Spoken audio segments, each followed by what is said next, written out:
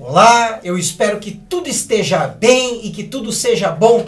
Pode entrar, sinta-se em casa. Aqui o que falamos e fazemos é pelo Rei e pelo Reino. Senhor e Mestre, Mestre ou Senhor, o que é Jesus? Nós vamos refletir brevemente no capítulo 13 do Evangelho de João, a última ceia, uma das passagens mais impressionantes, mais marcantes e que mexe muito com o meu coração, o lava-pés. Vamos para a leitura. Assim, Jesus levantou-se da mesa, tirou a capa, enrolou uma toalha em sua cintura. Depois derramou água em uma bacia e começou a lavar os pés dos discípulos, enxugando-os com a toalha que estava em sua cintura.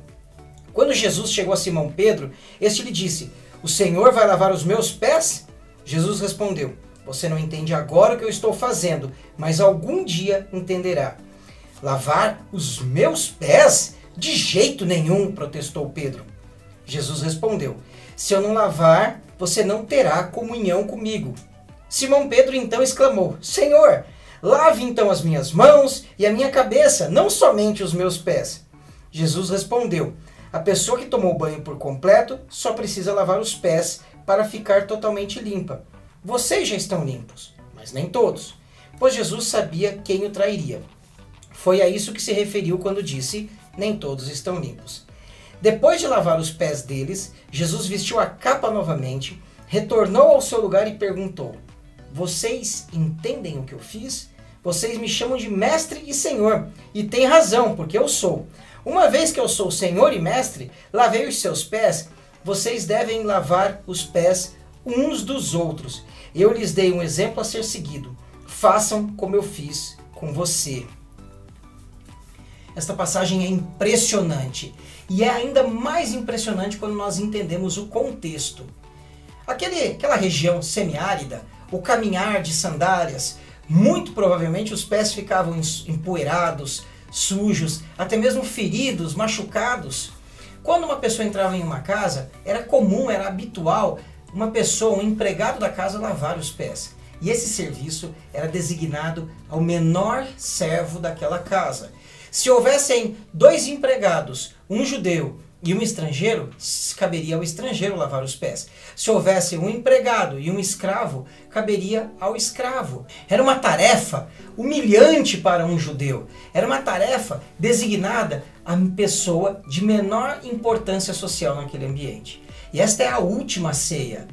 3 anos e pouco de Jesus caminhando com seus discípulos. A poucos instantes de sua morte, eles se reúnem para uma ceia. Naquele ambiente havia toalha, havia bacia, havia água, mas não havia um servo para lavar. E nenhum dos discípulos se prontifica a tomar essa iniciativa. Em dado momento, Jesus se levanta, derrama água na bacia, se enrola em uma toalha, se ajoelha aos pés dos discípulos e começa a lavar um por um. Eu fico imaginando o silêncio constrangedor que se fez naquele ambiente. Alguns se questionando: por que ele está fazendo isso se ele é o nosso mestre? Outros pensando: alguém deveria ter chamado um empregado. E talvez até alguns corações mais contritos pensando: por que eu não tive essa ideia?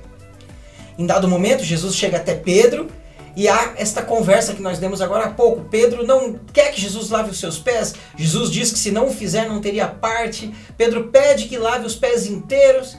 A história você já conhece, acabamos de ler. E qual é a reflexão que eu quero trazer neste texto?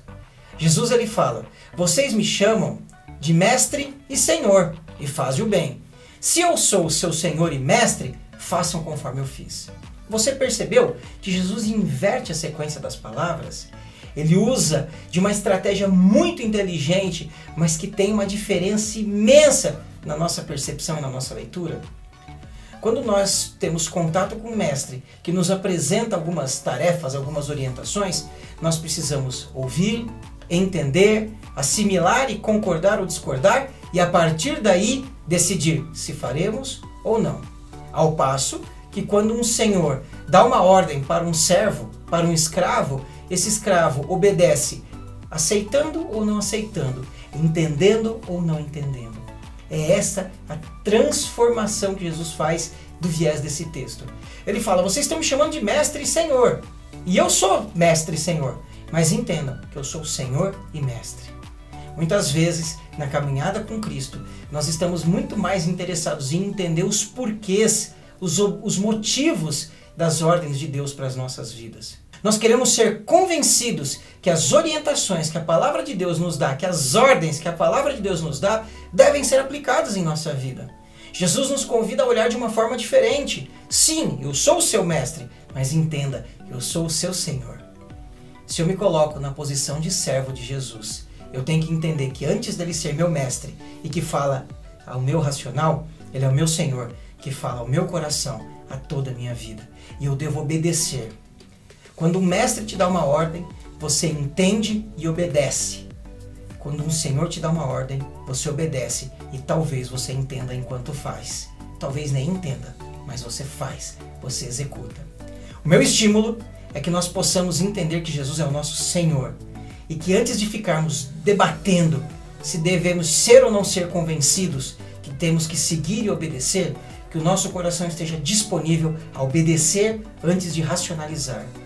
Que o seu coração seja um coração de servo, que o meu coração seja um coração de servo. Talvez, enquanto executamos as ordens do nosso Senhor, nós vamos entender. Talvez não vamos entender, mas certamente seremos abençoados por obedecer. Que Deus te abençoe.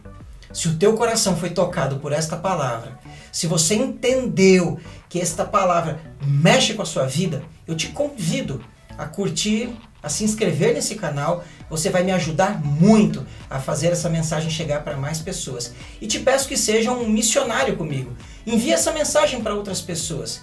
Que o Senhor te abençoe.